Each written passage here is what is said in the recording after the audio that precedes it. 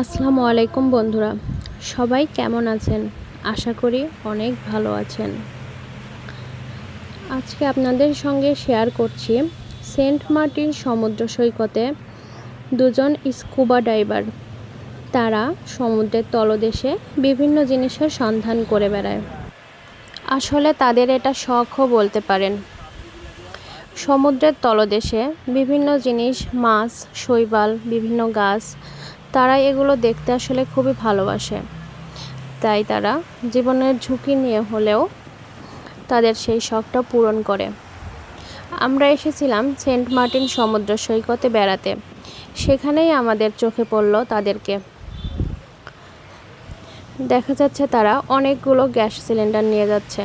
ওই ট্রলারটা দেখা যাচ্ছে, সেটা তারা মাঝ সমুদ্রে নিয়ে যাবে এবং তারপর তারা পানিতে নামবে। আসলে কক্সবাজার সমুদ্র সৈকতের পানির চেয়ে সেন্ট মার্টিন সমুদ্র সৈকতের পানি কিন্তু অনেক স্বচ্ছ। এখানকার পানিটা দেখতে অনেক নীল, অনেক সুন্দর লাগে দেখতে।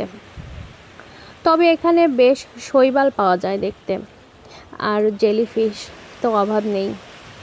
সমুদ্রের ধার দিয়ে হাঁটতে গেলেই দেখা যায় পায়ের নিচে জেলিফিশ পড়ে আছে। এগুলো কিন্তু দেখতে ভালোই লাগে, তবে এগুলো হাতে না নেওয়াই ভালো। এগুলো হাতে লাগলে বিভিন্ন চুলকানি জাতীয় সমস্যা হতে পারে।